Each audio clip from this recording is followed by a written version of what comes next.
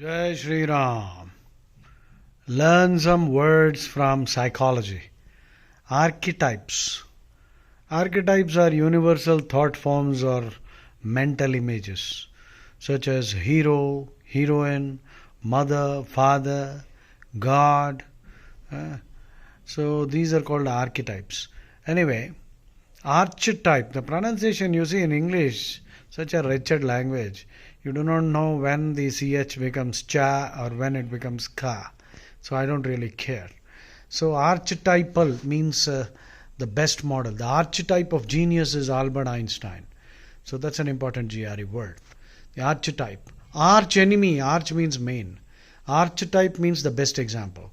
But archetype or archetype in psychology means universal thought forms. That means in every human being there is a regard for mother, regard and respect for father.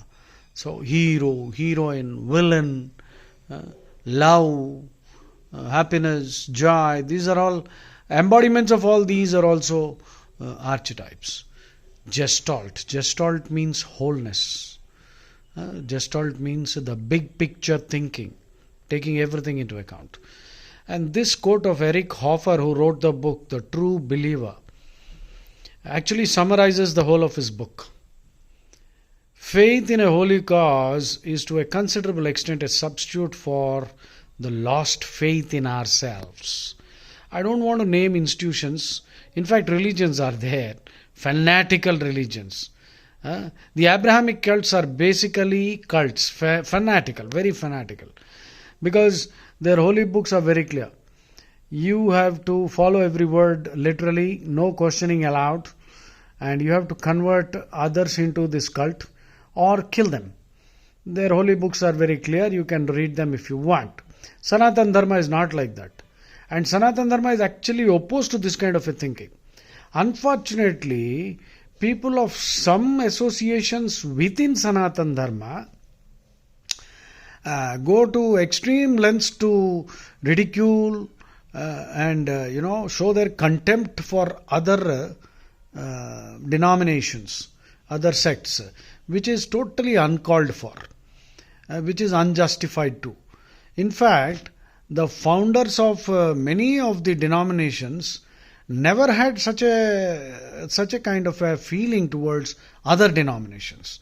That's the beauty of Sanatana Dharma. Diversity exists, in fact, a staggering amount of diversity. But no enmity, no hostility, no animus for the others.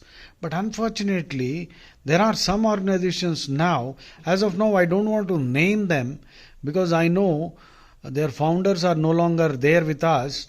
Those founders will be shocked at the kind of behavior these members as of now are behaving. So, and Hinduism, Sanatana Dharma, Bhagavad Gita, Sri Krishna will teach you that you don't have to abandon your family life. You don't have to get whipped up into a cause and treat everything else as unimportant. No, not at all. In fact, you are free to worship the deity, your Ishta Devata of your choice. So, mindless faith is also not good. That is why Krishna debunks this kind of asuric faith, tamasic faith. So, and many of our holy books, scriptures in Hinduism are heavily interpolated. And even big institutions like Gita Press have not taken sufficient care in printing because they have allowed those interpolations to exist as they are without indicating that these could be interpolations. And as a result, there is a certain problem there. Some Hindus are not in a position to defend this. The truth of the matter, in my opinion, is very simple.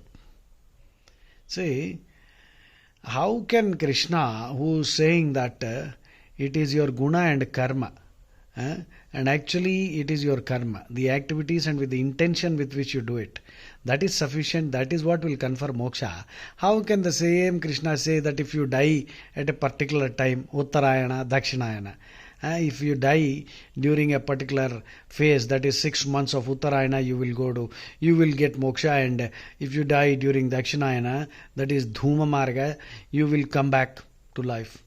You will have to be born again. This is ridiculous. Suppose there is a serial killer who dies during the Uttarayana. A man who has committed, a person who has committed all kinds of horrible crimes. Do you think he will get moksha simply because he dies during the Uttarayana? The answer is a resounding no.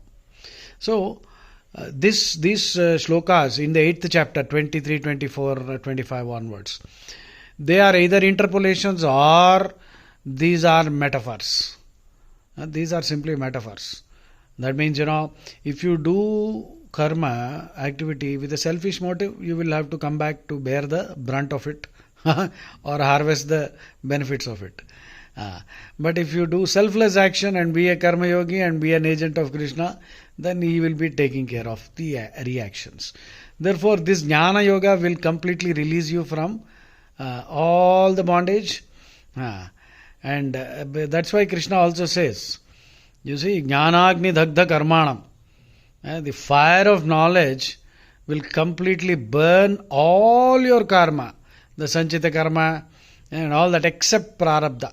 That means your body will exist for a certain amount of time, and after that you are out. You are out of this continuous cycle of birth and death. Just as if you take a boat and you cross the river, now after crossing the river you are on hard ground. So the water will not splash onto your body. Similarly, in fact, that is the simile analogy Krishna uses also.